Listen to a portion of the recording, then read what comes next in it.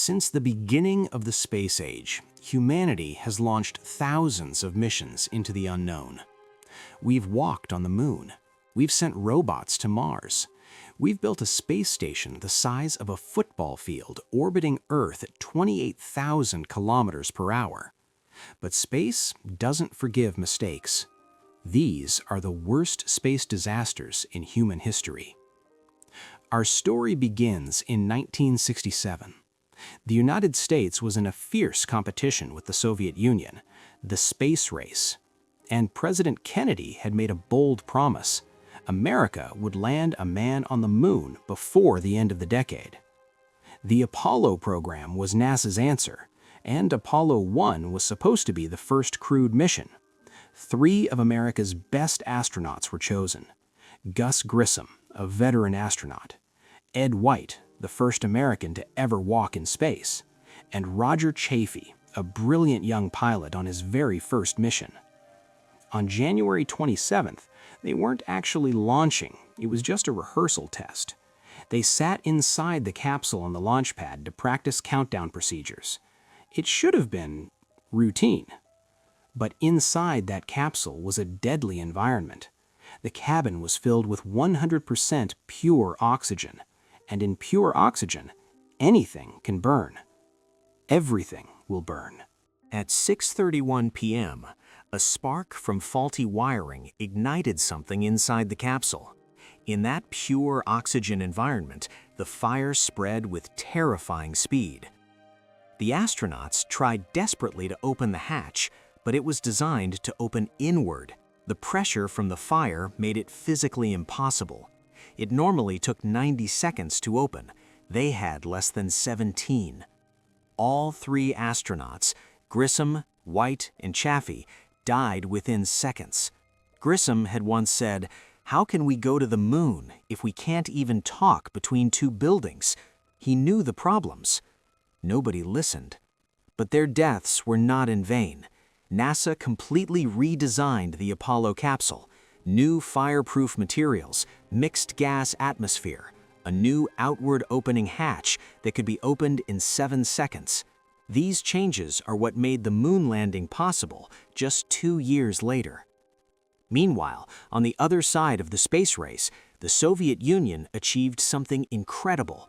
In 1971, they launched the world's first space station, Salyut 1, and 3 cosmonauts were about to become the first humans in history to live aboard a space station: Georgy Dobrovolsky, Vladislav Volkov, and Viktor Patsiev.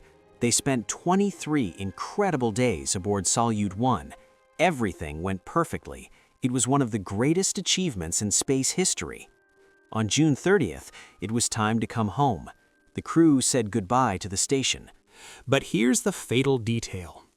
The Soyuz capsule was so small that 3 people couldn't fit inside while wearing spacesuits, so they wore none.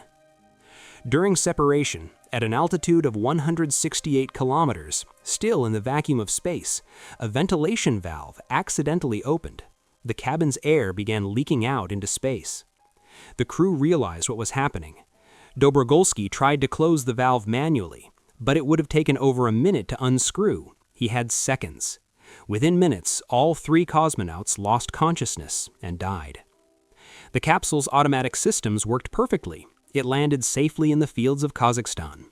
The recovery crew rushed to open it, expecting to greet 3 heroes. Instead, they found 3 men sitting peacefully in their seats, eyes closed, no signs of struggle. They looked like they were sleeping.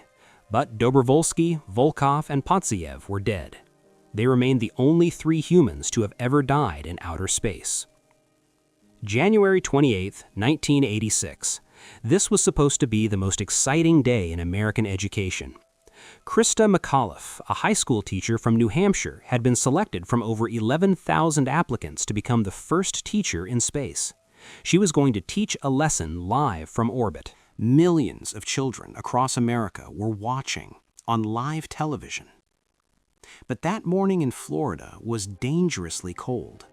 Just 2 degrees Celsius. Icicles hung from the launch pad. The night before, Engineer Roger Boisjoli at the company that made the rocket boosters had begged NASA not to launch. He knew that rubber seals called O-rings would become stiff and fail in cold weather. He presented data, charts, evidence. NASA said no. The launch would proceed as planned.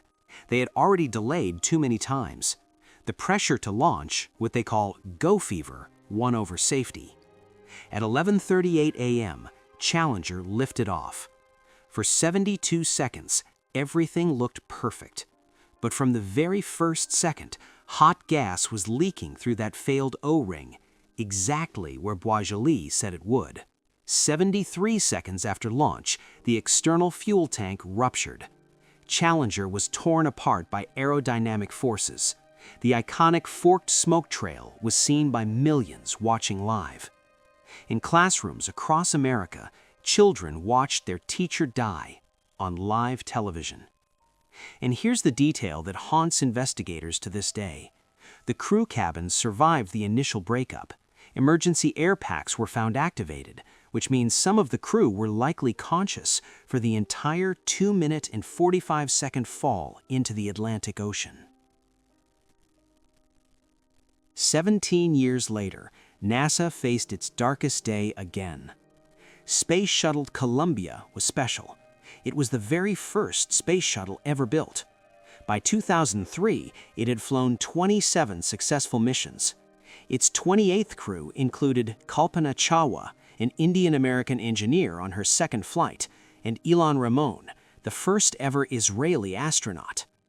During launch on January 16th, something happened that would seal their fate. A piece of foam insulation, about the size of a briefcase and less than a kilogram, broke off the external fuel tank and hit the left wing at 877 kilometers per hour. Engineers spotted the foam strike on camera footage. They requested satellite images to inspect the wing for damage. Management denied the request. Their response? Foam hits happen all the time. It's not a safety concern.